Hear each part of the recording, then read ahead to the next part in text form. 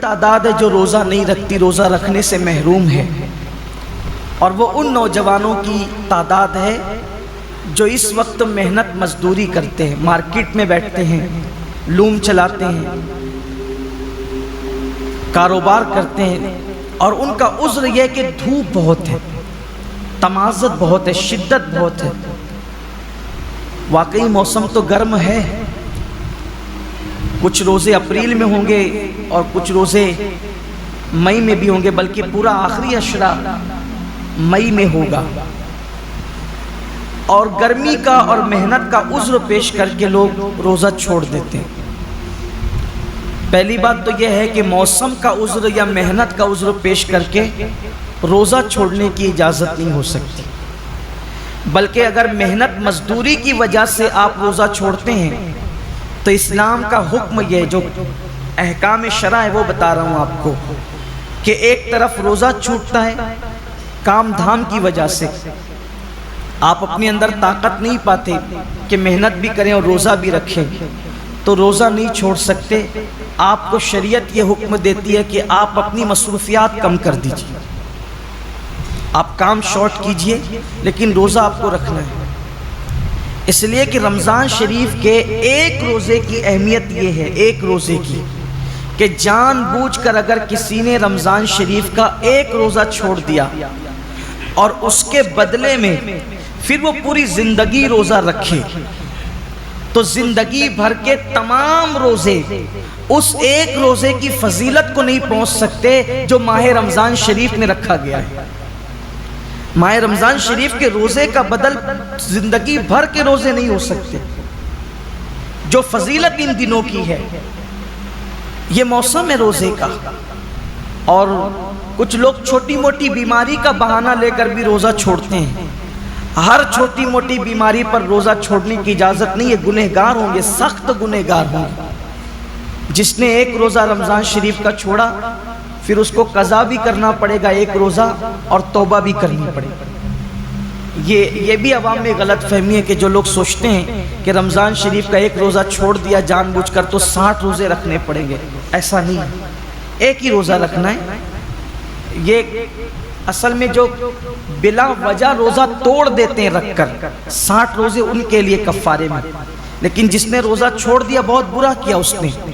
ایک ہی روزہ رکھے گا بعد میں قضا، لیکن ساتھ ہی اس کو توبہ بھی کرنی پڑے گی۔ صرف روزہ قضا کرنے سے معاملہ ختم نہیں ہوگا، سچی توبہ بھی اس کے ساتھ لازم ہوگی۔ بلکہ جن لوگوں کے روزے کسی وجہ سے، لا علمی کی وجہ سے پہلے چھوٹ گئے، تو وہ عام دنوں میں غیر رمضان میں ان روزوں کی دھیرے دھیرے قضا کر لیں۔ روزہ نہ رکھنے کا وبال بڑا دردناک ہے۔ اللہ کے رسول صلی اللہ علیہ وآلہ وسلم فرماتے ہیں کہ میں نے جب شب معراج جہنم کا مشاہدہ کیا تو میں نے دیکھا کہ کچھ لوگوں کے جبڑوں کو آگ کی کینچی سے کاٹا جا رہا ہے۔ میں نے پوچھا جبریل یہ کون لوگ ہیں؟ عرض کیا یا رسول اللہ صلی اللہ علیہ وآلہ وسلم یہ آپ کی امت کے وہ لوگ ہیں جو ماہ رمضان شریف میں روزے نہیں رکھتے تھے۔ اس لیے یہ دنیا ہے، یہاں تو روتے گاتے گرتے پڑتے خوشی غمی میں زندگی کیسے بھی گزر جائے گی، لیکن ایک دن آخرت ہے، دنیا ختم ہونے والی ہے اور آخرت کبھی ختم نہیں ہوگی۔ آج عمل کر سکتے ہیں،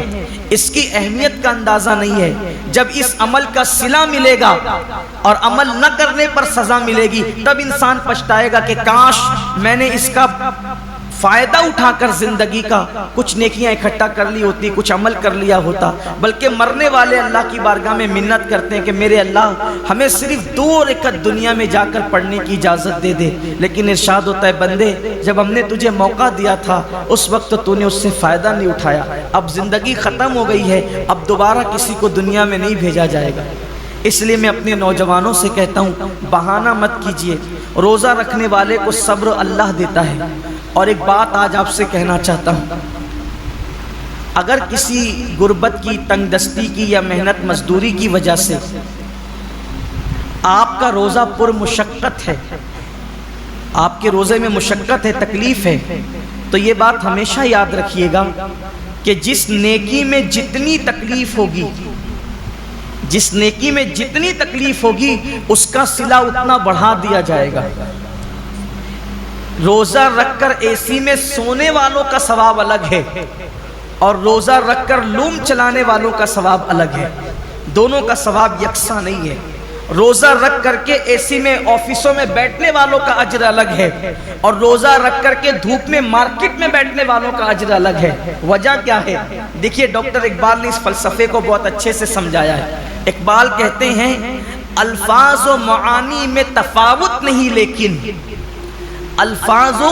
معانی میں تفاوت نہیں لیکن ملا کی اذاں اور مجاہد کی اذاں اور۔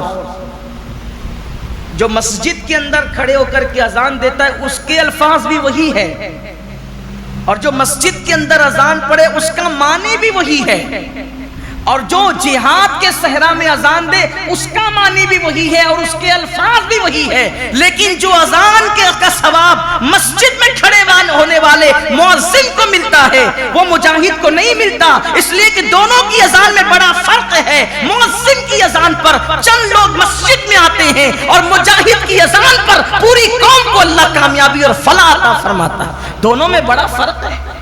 اس لیے کہ یہ اذان پنکھوں کے سائے میں ہے، یہ اذان چھت کے سائے میں ہے، یہ اذان راحتوں میں ہے، اور وہ اذان مشقتوں اور تلواروں کے سائے میں، دونوں میں فرق ہے۔ تو اسی طریقے سے اقبال کی فکر سے روشنی لے کر کہہ رہا ہوں، اور حدیث پاک کہ جس نیکی میں جتنی مشقت اور تکلیف ہوگی اس کا صلہ اتنا بڑھا دیا جائے گا۔ تو لوم چلانے والے مزدور کبھی غمگین نہ ہوں کہ کیسے کریں، ہمت سے کام لیجیے، جہنم مت خریدیے، جہنم کی کا عذاب مت خریدیے۔ اگر اللہ کی مرضی کسی کو مزدور بنایا، کسی کو سیٹ بنایا، لیکن آپ کو کام ہمت سے لینا ہے، اللہ اس کا صلہ بہت بڑھا دے گا، اللہ اس کا اجر بہت بڑھا دے گا۔ اور پھر کاش کہ ایسا ہوتا کہ اس سنت کو زندہ کیا جاتا کہ اللہ کے رسول علیہ السلام جب رمضان شریف آتا تھا تو خطبہ دیتے تھے اور فرماتے تھے لوگوں جو تمہارے مزدور ہیں رمضان شریف میں ان کی مزدوری کچھ کم کر دو، یعنی ان مزدوروں کا کام کچھ کم، ان کو صلہ تو پورا دو، مزدوری پوری دو، لیکن ان کا کام کچھ کم کر دو، جیسے دوپہر میں ان کو سونے کا موقع دے دو۔